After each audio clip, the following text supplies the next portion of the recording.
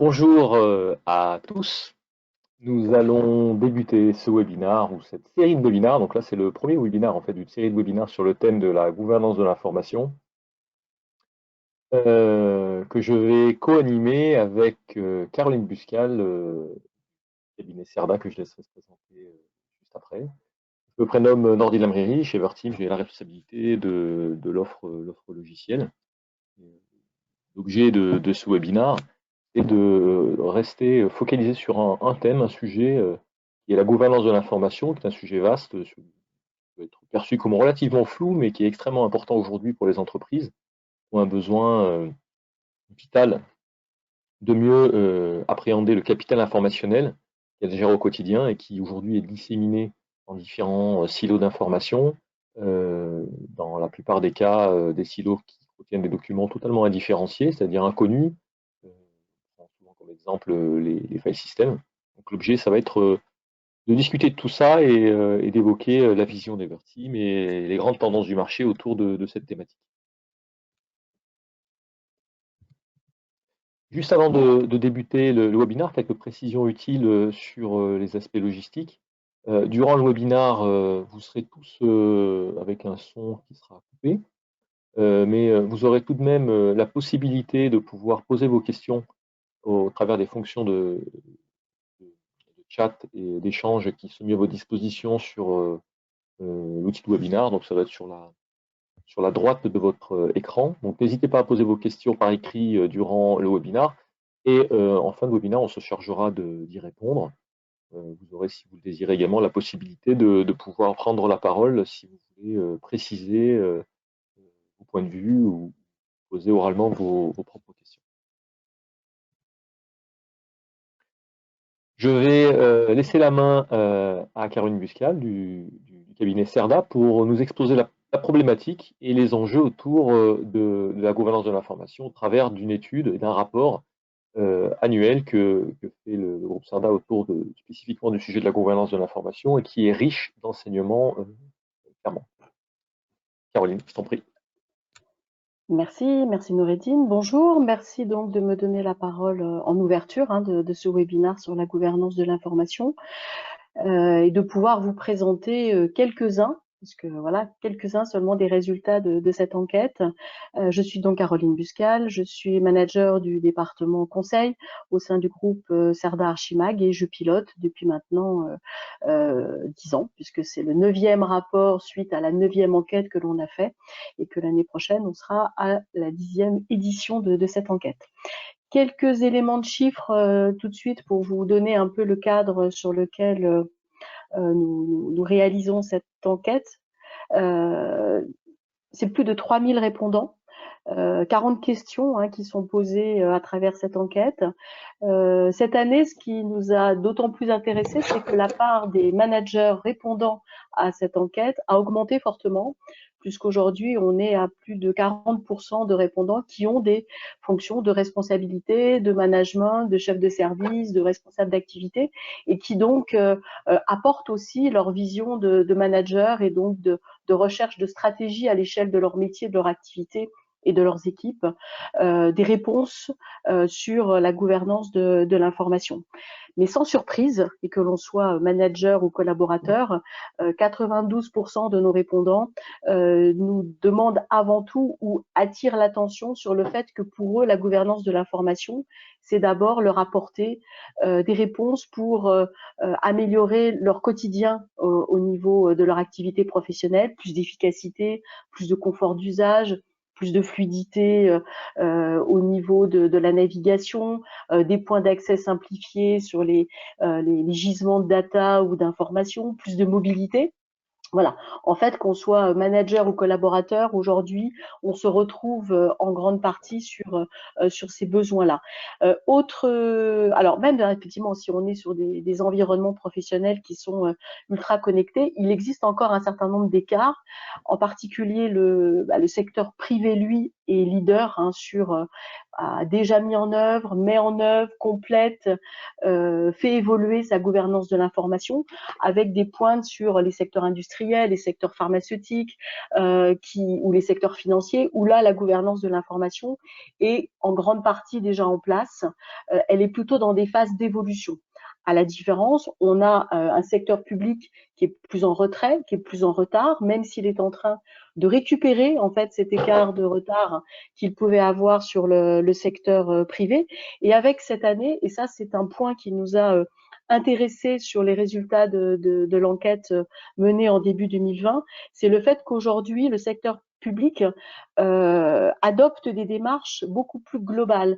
On est plus à l'échelle stratégique. Avant, on raisonnait sur une fonction, sur un métier. C'était gouvernance de l'information pour la commande publique, pour la RH, pour la partie contractuelle, contrat.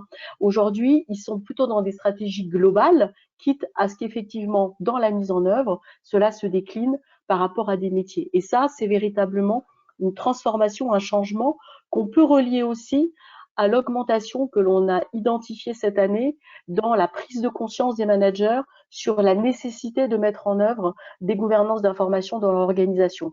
On est passé à 63% de cette prise de conscience qui était très en retard les années d'avant, et on voit aussi que eh bien, de fait, les stratégies adoptées sont elles aussi évoluées et elles sont peut-être plus globalisantes et donc plus dynamiques aussi pour beaucoup d'organisations.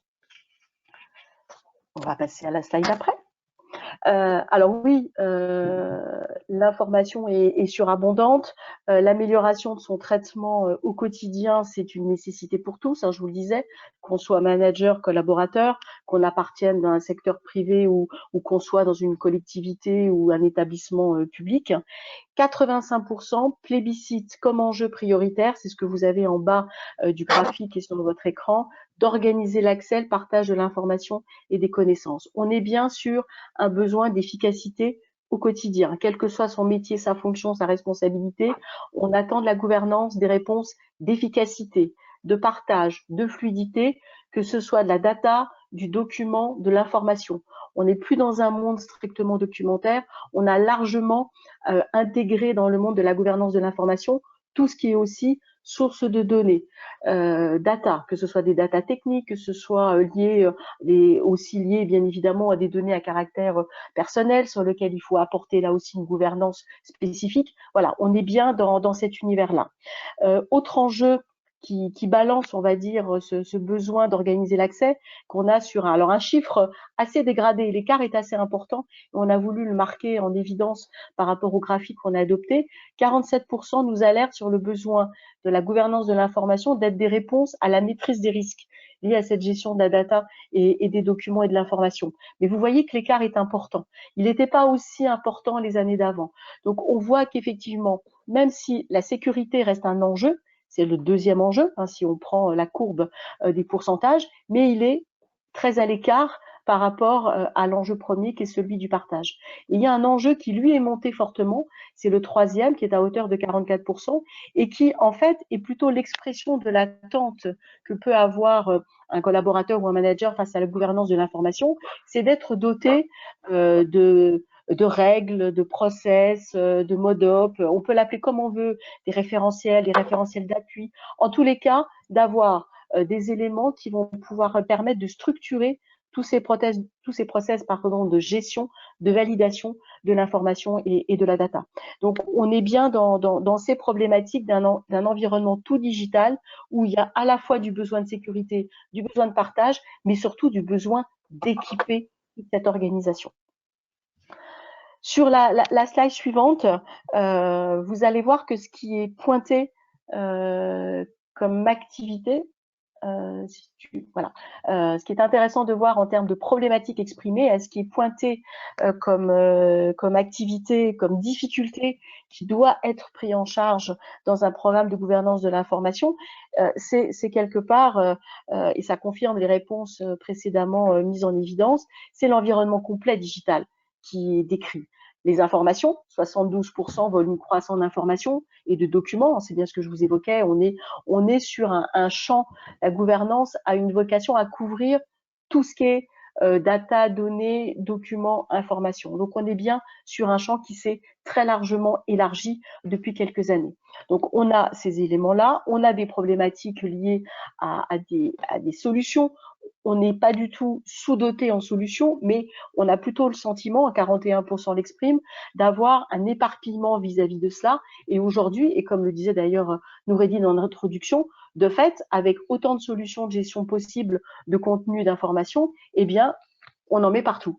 On en a dans des file systems, on en a dans des solutions, dans des applicatifs métiers, dans de la GED. Aujourd'hui, avec en plus la situation que l'on connaît tous liée au confinement, on a d'autant plus renchéri en créant de nouveaux espaces. On crée des espaces Teams, on crée du SharePoint à la volée pour pouvoir commencer à partager et travailler dans la situation actuelle du télétravail. Et tout ça va constituer à un moment donné des vracs, des espaces qu'il faudra sans doute prendre en charge, pas seulement avoir créé pour pouvoir travailler, mais qu'il va falloir gérer, peut-être réintégrer, peut-être trier, peut-être organiser et peut-être sécuriser pour pouvoir revenir dans un univers plus structuré.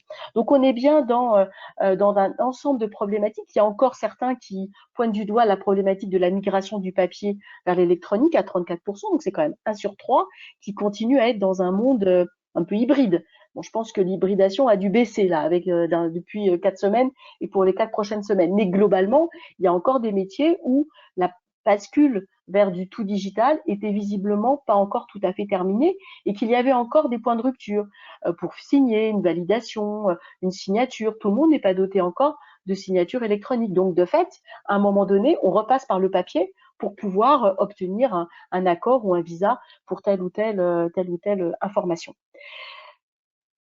Sur la slide suivante, ce qui est pointé effectivement comme posant le plus de difficultés, c'est en fait tout ce qui nourrit notre environnement quotidien.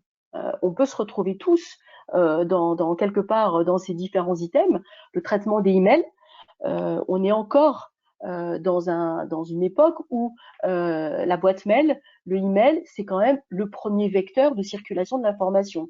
Même s'il y a d'autres moyens, on n'a pas encore totalement adopté ces autres moyens, ou on les a adoptés mais en surenchère. Et on continue à fortement capitaliser sur les échanges d'emails. Et en plus, et là je peux témoigner de ce que je vois depuis 4 semaines, moi j'ai un certain nombre d'interlocuteurs aujourd'hui avec qui je travaille qui se sont recréés des boîtes mail un peu perso à la volée parce qu'ils ont des problèmes d'accès à leur boîte mail professionnelle. Donc du coup, aujourd'hui, c'est plus la boîte mail professionnelle qui pose problème, mais c'est toutes les boîtes mail que l'on peut, avec tout le traitement des emails qu'il faudra prendre en charge, évidemment, pour pouvoir continuer à travailler de manière sécurisée.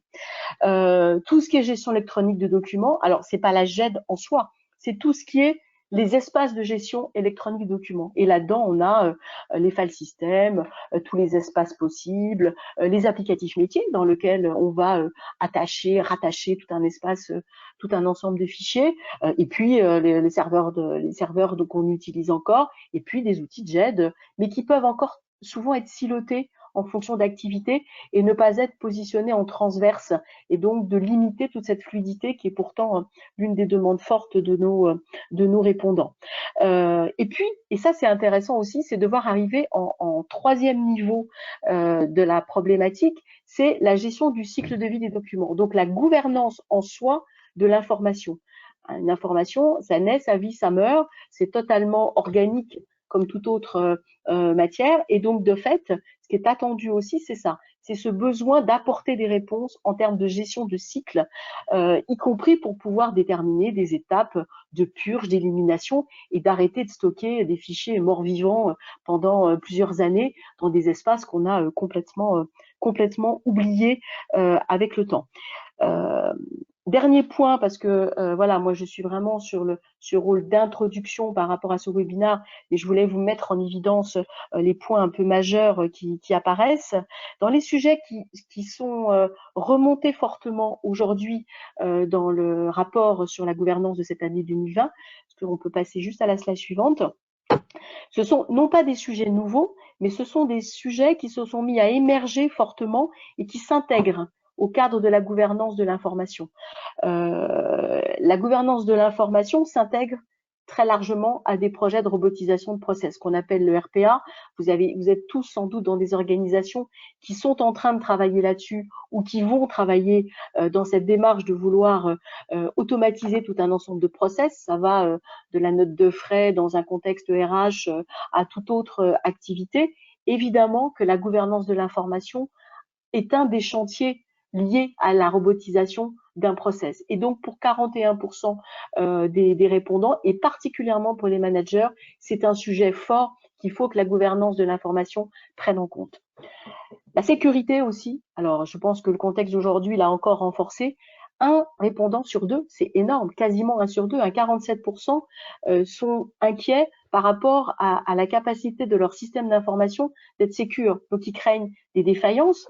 Et ce qui est intéressant de voir, qu'ils craignent autant les crimes technologiques, tout ce qui, on va dire, nous fait craindre de la cyberattaque possible sur nos systèmes d'information, mais également les défaillances internes.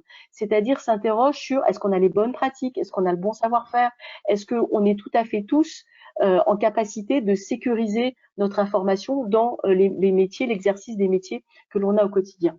Et le dernier point sur lequel je voudrais juste attirer votre attention et qui sera ma conclusion de cette introduction, dans les sujets émergents qui ont pris fortement une place dominante depuis maintenant 1 ou 2 ans, mais qui a monté fortement depuis 2019, c'est la Digital Workplace comme projet prioritaire. Alors la Digital Workplace, il faut l'entendre comme la structure d'un espace de travail, de son espace de travail, pour justement pouvoir accéder à toutes les ressources dont on a besoin dans le cadre de sa fonction et ne pas avoir à aller chercher dans plusieurs dizaines de silos différents en fonction du besoin ou du moment. Il faut que ce soit effectivement réfléchi en amont pour apporter justement ce confort d'usage qui est un des éléments forts qui remonte de l'enquête 2020. Voilà, quelques chiffres, quelques enseignements, des problématiques de silos, des problématiques de vrac, des inquiétudes sur la sécurité de l'information,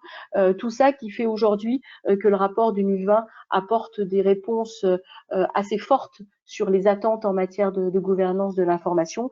Je vous remercie et je repasse la parole à Noureddine.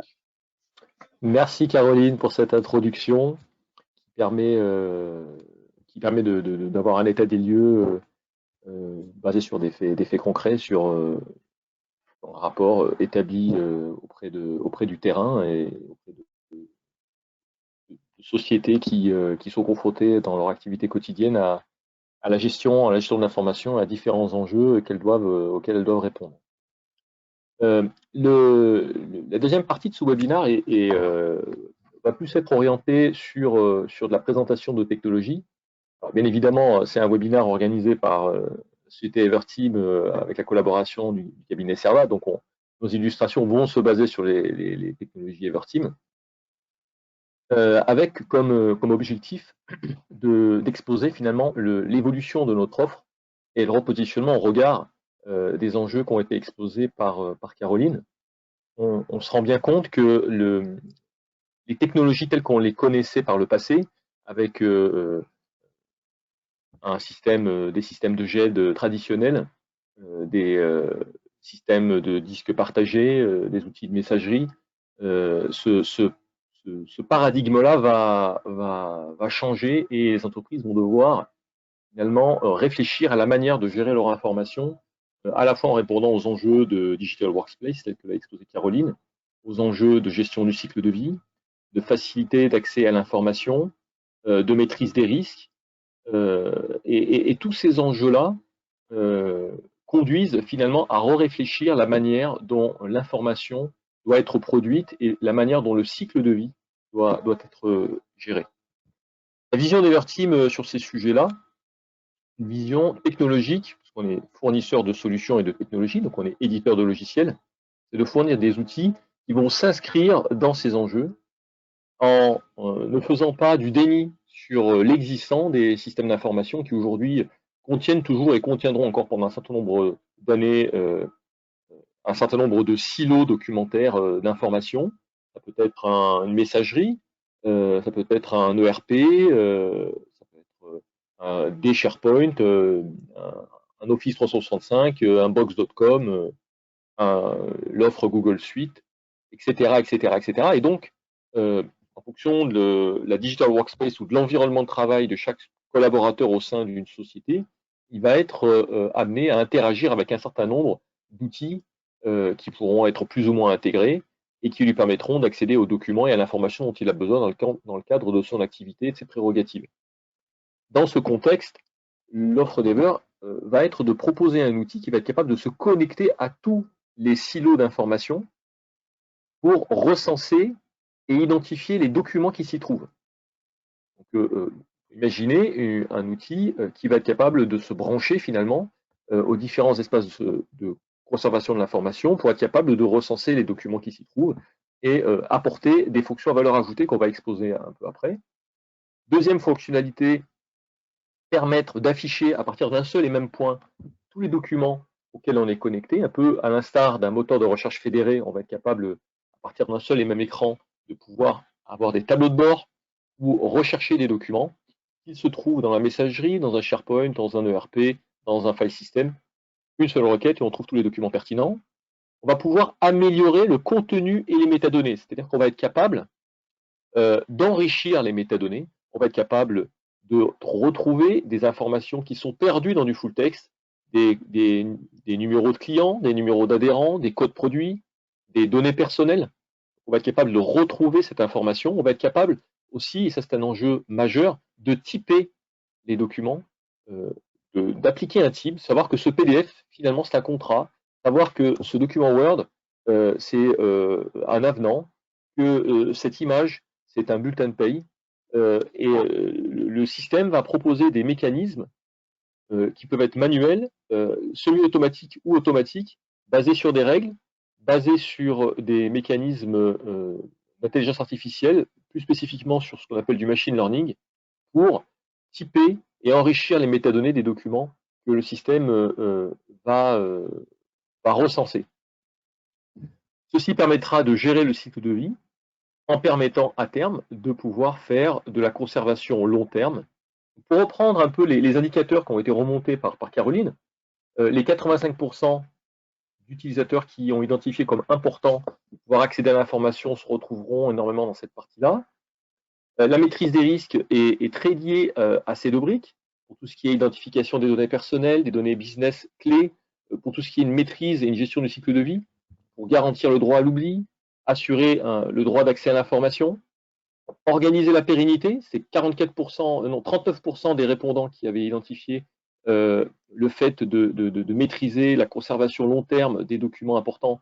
Tout ce mécanisme-là sera garanti par une brique d'archivage conforme à l'état de l'art sur le sujet, avec des normes comme la NFZ 42013 et son équivalent ISO 14641.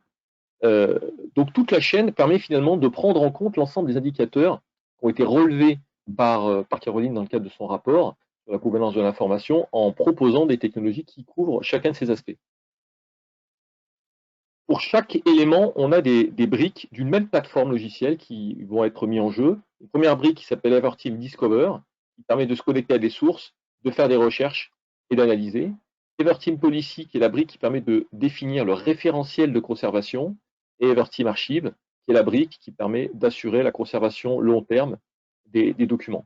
Et donc, tout va circuler dans un cycle de vie finalement très fluide, de la source jusqu'à la brique d'archivage, pour garantir une gestion efficace et une constitution claire de votre capital informationnel, de la création des documents jusqu'à leur fin de vie.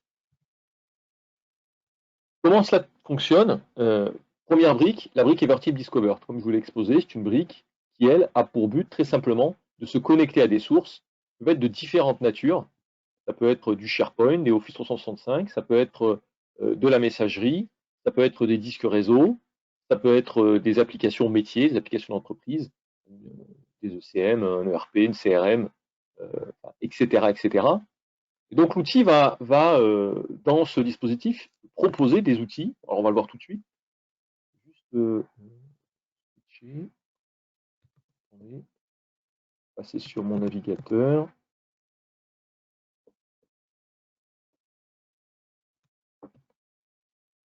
Ah. Donc là, je suis sur mon navigateur et je suis dans l'application Everteam Discover. Okay, Donc, comment fonctionne l'application Everteam Discover? Je ne sais pas si je suis encore connecté. Je vais juste vérifier. Je suis encore connecté à l'application. Je suis bien connecté à mon VPN.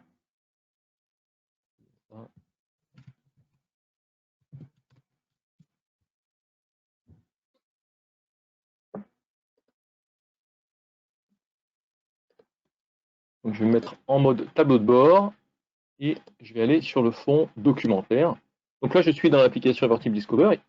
Et qu'est-ce que j'ai fait dans cette application finalement? Je suis connecté à un certain nombre de référentiels de silos de documents, donc un disque réseau, un autre ici, l'application de gestion d'archives d'Everteam, un Office 365, des espaces Teams. Alors là, dans l'Office 365, c'est plutôt des SharePoint, hein, un SharePoint sur lequel je suis connecté. J'ai la possibilité très facilement de pouvoir rajouter des sources. On a un espace pour rajouter des sources facilement ici. Donc, il suffit que je rajoute une nouvelle source. Là, c'est les sources qui sont actuellement analysées par l'outil. Je peux à tout moment rajouter une nouvelle source, définir quelle source je veux analyser et mettre les logins mots de passe d'accès au compte que je veux analyser. Ça peut être une application, ça peut être un simple disque réseau. Et l'outil va immédiatement ensuite analyser tout ça et recenser tous les documents qui s'y trouvent. C'est ce qu'il a fait là. Il a recensé tous les documents qui s'y trouvent. Si on prend l'exemple ici du Office 365, on va découvrir ce qui s'y trouve. Donc on a ces différents documents ici avec ces répertoires. Okay. Si je viens ici dans mon Office 365, je vais retrouver ici évidemment une structuration qui va être exactement la même que celle que j'avais dans mon application ici. Donc John Smith Private, New Doc, NLA 001. Quand je vais NLA 001, dedans, j'aurai 3 documents. Ici, si je viens là, j'aurai bien John Smith, NLA 001, le New Doc. Dedans, j'ai bien les 3 documents. Et l'ensemble des éléments sont tout à fait filtrables. Le système a détecté la langue de mes documents, a identifié les formats de mes documents, a identifié l'antériorité, l'âge de mes documents. Et je peux avoir des tableaux de bord sur différents angles, un peu comme une pyramide avec différentes faces. Je peux comme ça constituer des tableaux de bord, par exemple sur les données personnelles. Il va me dire sur les documents qui se trouvaient dans mon Office 365, les données, les noms qu'il a trouvés, les organisations, les localisations qu'il a trouvées, les autres données personnelles qu'il a trouvées, combien contiennent de la donnée personnelle et combien n'en contiennent pas. Donc il va appliquer les filtres. Je peux avoir un angle de plus nettoyage de mes espaces. Là, il va m'indiquer le poids des fichiers, leur antériorité, leur format, depuis quand ils n'ont pas été modifiés, depuis quand ils n'ont pas été consultés. Et ces tableaux de bord sont tout à fait configurables, sachant qu'on peut à tout moment appliquer des filtres additionnels. Si je cherche par exemple le Discover, ici, il va automatiquement exécuter cette requête, uniquement limitée sur l'Office 365 parce que c'est le filtre que j'ai appliqué. Il n'a trouvé que 3 documents qui contiennent le terme Discover. Il en a trouvé un ici. Si je clique ici, donc je ne suis que sur ce document-là, je viens au niveau de la liste, il va me présenter le fameux document. Okay. Si je retourne dans mon Office 365, ici, ce document, je peux cliquer dessus et visualiser, tel que le proposera Office 365. Et de la même manière, je pourrais même venir ici et demander à l'outil de me présenter ce document en prévisualisation, alors que ce document est toujours dans Office 365. Il va aller me chercher le document, il va aller me l'ouvrir et me le présenter en consultation, tout en restant dans mon outil Discover qui pourrait me ramener des documents qui sont dans SAP, des documents qui sont dans un file system. Donc c'est vraiment un accès fédéré à un certain nombre de silos informationnels à partir du même endroit. Les tableaux de bord dont je vous ai parlé, mais bien plus que ça. Par exemple, je peux tout à fait dire, ça c'est un document qui est important, je veux l'archiver et je veux aussi le verrouiller dans SharePoint. Donc je vais faire ce qu'on appelle un declare records, qui est une fonction, par exemple, qui permet de verrouiller le document à la source. Et quand je vais revenir dans mon SharePoint, vous voyez ici que le document n'est pas verrouillé. Si je reviens dans la source, alors il peut y avoir une latence, on va voir s'il l'a effectivement fait. Voilà, il l'a bien fait.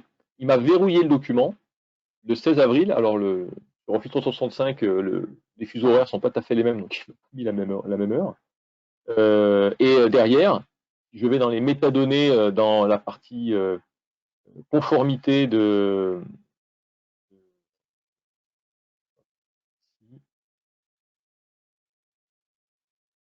Voilà, détail de conformité.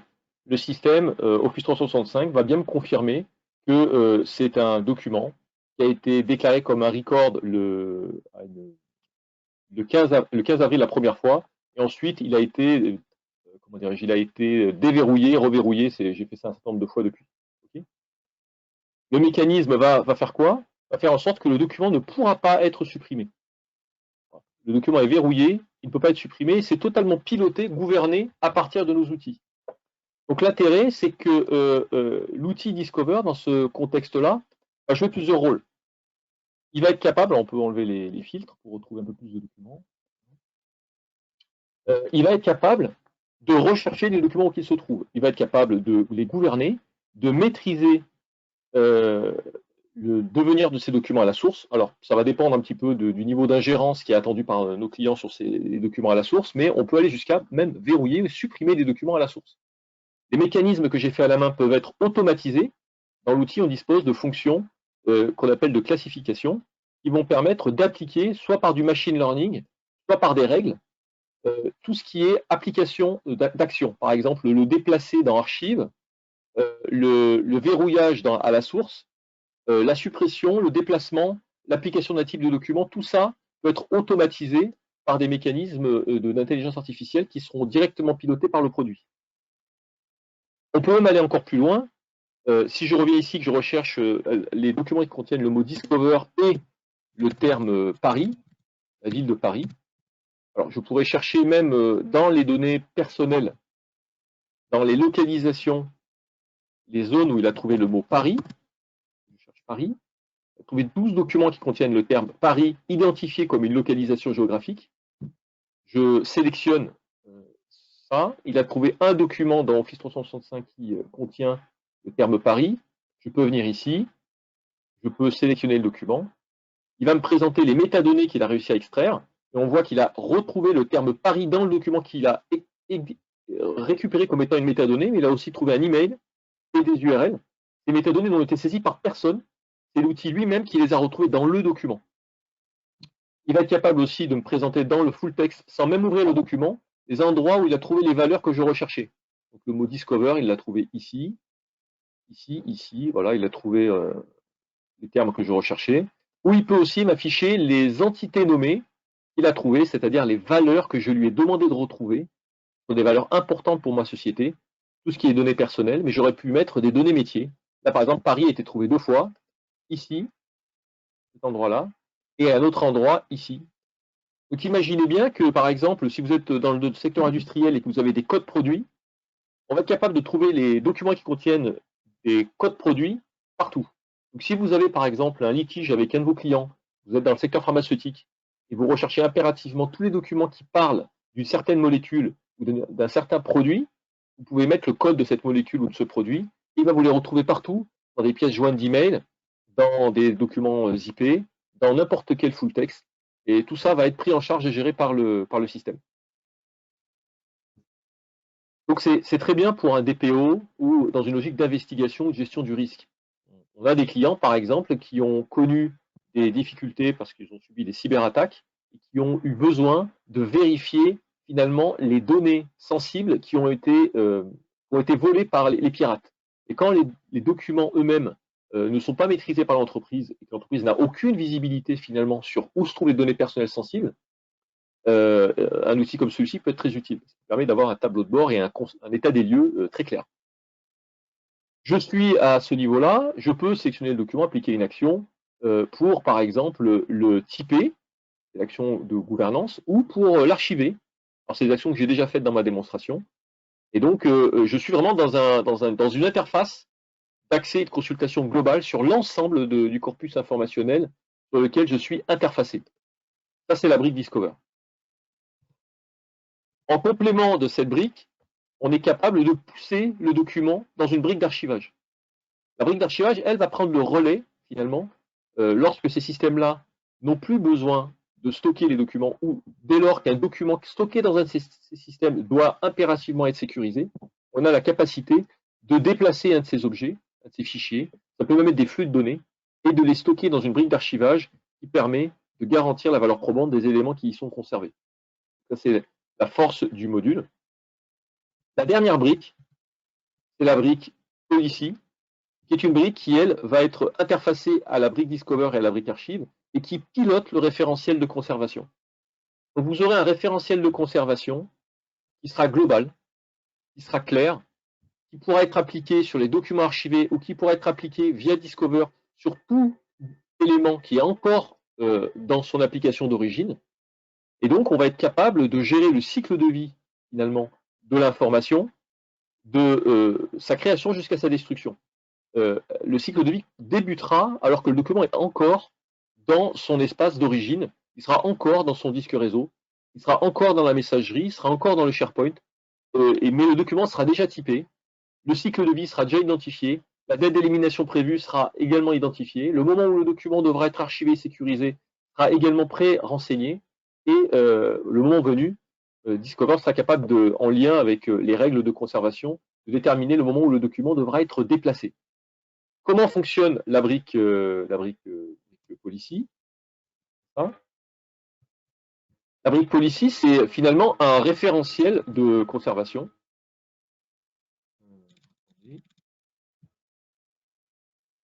Un référentiel de conservation. Je vais retourner sur le référentiel de base. Voilà. Pas sur la classification. Voilà. C'est un référentiel de conservation adapté aux structures complexes qui permet d'importer des fichiers Excel, qui serait le référentiel de base que vous avez déjà peut-être constitué, de l'importer dans l'outil, de disposer ensuite de l'ensemble de vos règles, qui seraient pré-renseignées. Par exemple, on a un type de document qui doit être conservé 99 ans. On peut en parallèle vérifier une autre règle que l'on veut contrôler également, par exemple Facility Security. On a ici les durées de conservation et le sort final qui est indiqué. On peut créer de nouvelles versions d'une règle, parce que la législation peut changer. On peut mettre en œuvre un workflow de validation sur une règle, parce que la détermination d'une durée de conservation, c'est un enjeu stratégique pour l'entreprise et il faut être certain que toutes les parties prenantes ont été d'accord, que le légal a validé la durée, que le propriétaire a validé la durée, pour s'assurer ensuite que lorsque l'action finale doit s'appliquer, elle soit réellement appliquée, parce que tout le monde est confiant sur le fait que le référentiel a une vraie valeur. Donc c'est un référentiel de conservation, je n'entrerai pas plus dans le détail, qui est ensuite synchronisé avec l'outil Discover, avec l'outil Archive, mais qui peut aussi être synchronisé avec d'autres outils. Par exemple, il peut tout à fait être synchronisé avec un Office 365. On aurait pu tout à fait typer les documents, si je viens ici, je ne vais pas le faire sur celui-là, j'aurais pu tout à fait typer les documents directement depuis Office 365 en m'appuyant sur les règles de policy qui sont accessibles depuis Office 365. Quand je suis là, vous voyez, j'ai un certain nombre de règles qui me sont proposées. Ces règles-là, c'est les règles de la brique Office 365, de la brique policy, excusez-moi, accessible depuis Office 365. Donc ça permet vraiment, même lorsque les collaborateurs utilisent les retention labels, par exemple, de SharePoint, de le faire directement depuis SharePoint et d'utiliser l'outil de gouvernance de l'information de manière tout à fait transparente. Okay. La dernière brique dont je vous ai parlé, c'est la brique archive, qui est également très importante, c'est-à-dire que dès que les documents ont été identifiés, une règle de cycle de vie a été déterminée et que le document doit être archivé, la brique d'archivage va prendre le relais. Et la brique d'archivage va prendre le relais et va stocker de manière transparente les documents qui nécessitent d'être archivés. À ce moment-là, la brique va prendre en charge les documents, va les consommer par des mécanismes d'import de masse, va être capable de vérifier que l'ensemble des caractéristiques d'un document archivé sont bien pris en compte. Il est même possible d'appliquer des conversions qui peuvent être faites soit par la brique d'archive, soit par la brique Discover qui va verser, qui est capable de faire des conversions en PDF-A. Et ensuite, un collaborateur pourra retrouver les documents archivés. On retrouvera ici, par exemple, dans les documents archivés, notre fameux document Discover, ici. Si je clique ici, je retrouverai un certain nombre de métadonnées qui ont été récupérées par l'outil, les règles de gestion, la date d'élimination prévue qui a été calculée, et bien sûr la possibilité de pouvoir visualiser le document qui est là, et qui est le document qui était initialement dans un Office 365, et qui finalement a terminé dans le cadre de son cycle de vie, dans une brique d'archivage, qui a signé le document. Donc là, on a des mécanismes cryptographiques qui ont pris en charge le document, qui ont appliqué une signature électronique dessus, avec des mécanismes d'ailleurs de journalisation et de suivi de la gestion de ce document jusqu'à la fin de sa durée de conservation, jusqu'à la fin de son cycle de vie. Donc on dispose, pour conclure, via l'offre Everteam, d'une technologie qui, elle, est conçue pour être parfaitement intégrée, centralisée, être vraiment le point technologique nodal pour tout ce qui est pilotage et gouvernance de l'information, de disposer d'une visibilité et d'un accès à l'ensemble des corpus et silos existants, d'appliquer des cycles de vie, du nettoyage à la source, du déplacement de contenu d'une source vers une autre, d'archivage, qui s'inscrit dans une logique stratégique au niveau de l'entreprise de sécurisation des contenus, pour aboutir à terme, finalement, à un capital informationnel assaini, asséché, exigeant sur la nature des documents qui sont conservés, en lien avec une vision plus globale qui s'inscrit dans ce qu'a décrit Caroline en introduction, de gouvernance totale et globale de l'information, qu'elle soit interne, qu'elle soit externe, qu'elle soit produite ou qu'elle soit reçue.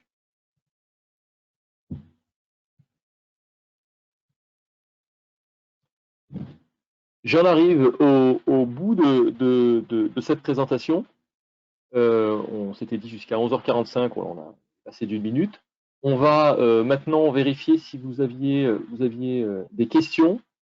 Juste avant de passer à la phase de questions-réponses, juste vous rappeler que ce webinaire s'inscrit dans une suite de webinaires autour de la gouvernance de l'information organisée par la société Everteam.